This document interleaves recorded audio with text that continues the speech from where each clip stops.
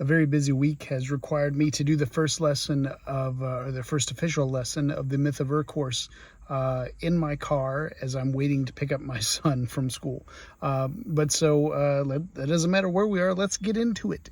So our story begins with our lead character, Ur, being killed in battle, which is arguably, for most stories, that could be problematic if the story begins with your lead character dying or being killed. But that actually is kind of the prime mover for this story. It's important that Ur is killed because, we're interpreting this story the same way you would interpret an actual historical myth. Or, Joseph Campbell made the point that myths are public dreams and dreams are private myths. So we could also interpret this story the same way you would interpret dream material, which I think is the same way you would interpret mythic material. They're basically the same thing.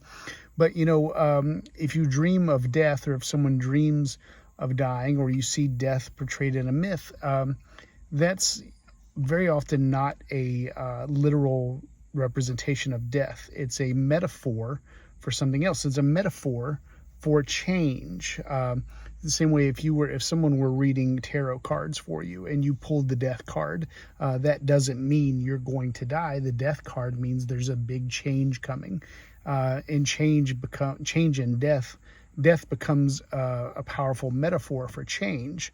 And a quote that I love along those lines was by Robert J. Carroll, who was kind of the grandfather of chaos magic.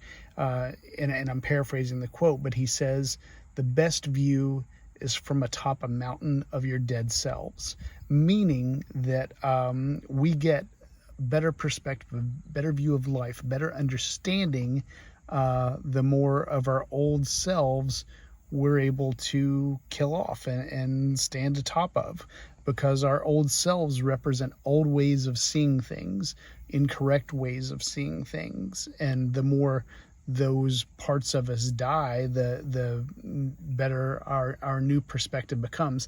And so that's basically what we're seeing with Ur. And the version of him that dies at the beginning of this story is basically the version of him that didn't know what happens in the afterlife. And in the new version we end up encountering in the story after he resurrects is the version of him that does know what happens in the afterlife. And so his death and what happens preceding his death kind of becomes this moment of gnosis. So this moment of suddenly coming to understand and to encounter what happens in relation to you and divinity, in relation to you and the afterlife, in relation to you and God. You kind of see yourself in that wider picture of it. And so for Ur, that becomes gnosis. And I believe for someone in encountering this story for the first time, or for the second or third or whatever, but there's the opportunity for gnosis. There's an opportunity for understanding, and not in the sense of, I see completely and perfectly what happens after you die, because that's not, again, and I think I've made this point already, that's not the point of the story to me. That's not why we're looking at the story. We're not looking at the story because we believe it gives us a clear picture of reincarnation from the Greek mindset, a clear picture of what happens to us after we die, but instead it becomes a metaphor for how to live our lives. And I think we live our lives with a perspective on divinity and ourselves and our purpose. And that's really what this story is about, is purpose, I think. Ur dies. And so what I want to do is I want to look at these points in the story and then pull the camera back and be like, well, how does this relate to you at this point?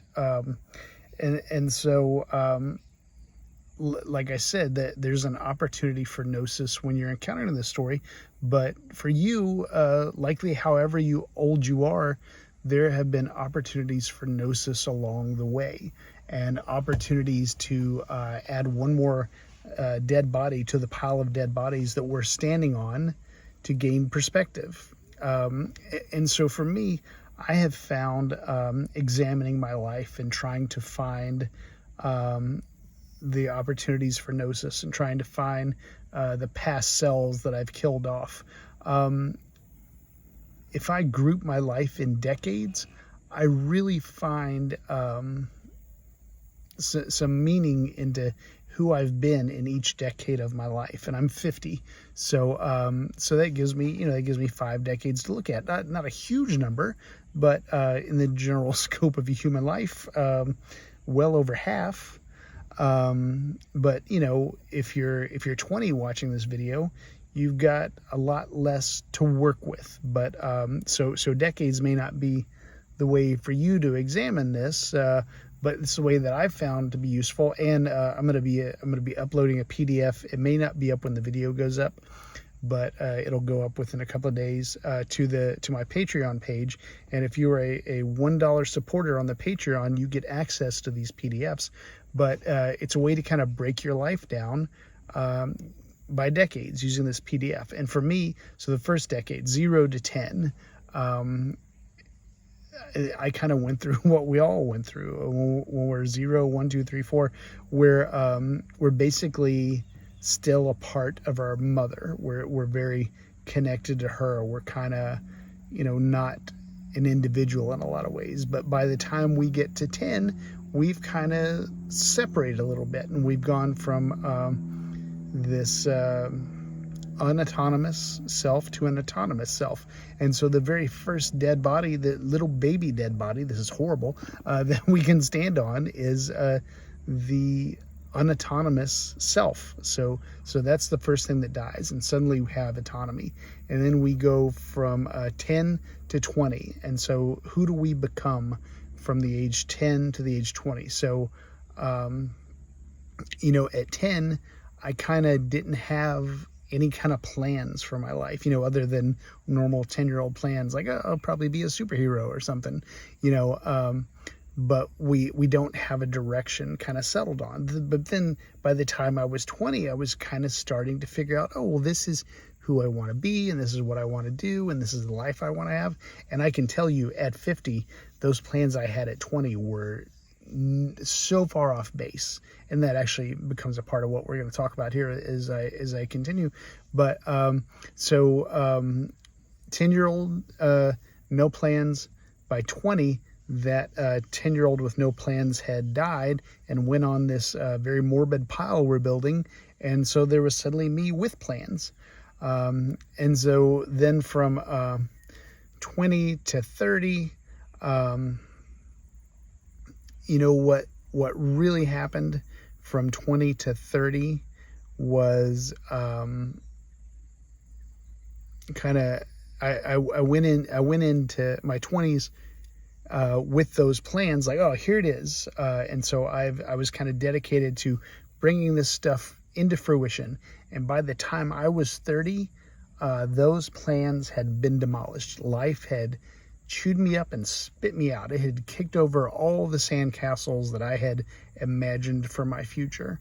And so so one more body goes on the pile, and this body is the body of plans. The 10-year-old body of no plans went on the pile, but now the 20-year-old body of, yeah, I had plans and they're gone, it goes on the pile.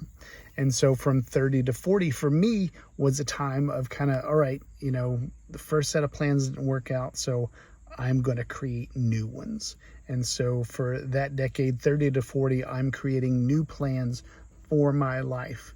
And in what probably should be no surprise and no shock, at 40, those plans all got knocked over too. The second set of plans I made for myself turned out not to be the thing.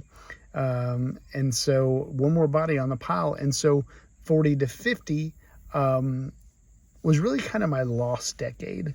And by that, I mean, I don't remember it, but I just remember 40 to 50 was me saying, I've had 2 sets of plans demolished and I don't know what to do. And so I just wandered. I was lost. I was aimless. And I think you'll find that's not an unusual story for middle age. A lot of us, when our ego plans for the first half of life don't end up coming together, we kind of don't know what to do about it. And so that was definitely me for that decade. And so now I'm at 50, and so whatever I think I've got figured out at 50, no doubt by 60 I'll put another body on the pile and say, oh, you thought this, but it was really this. And that's, you know, like I said, it's a morbid metaphor because there's a baby body on the pile, there's a 10-year-old body on the pile, in addition to all the other bodies. But even though it's a morbid metaphor, my point of view, my ability to see and understand things is so much better on that stack of bodies than it would have been if I were still that unautonomous version of me, or if I was that autonomous version of me that kind of stuck to my 20-year-old plans. You know, if the stuff that I had imagined for myself at 20, I had actually lived out, it would have been a garbage life. It really would have. And so I am glad that it didn't work out. And so, like I said, in a couple of days, I'll get a PDF up on the Patreon page, so you can kind of do this exercise for yourself. I will do that as quick as I can.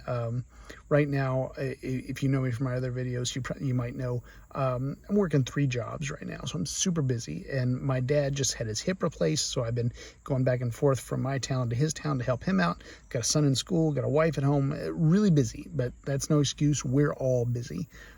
So I'm going to find the moments to get this stuff done because it's really important to me to get this information out.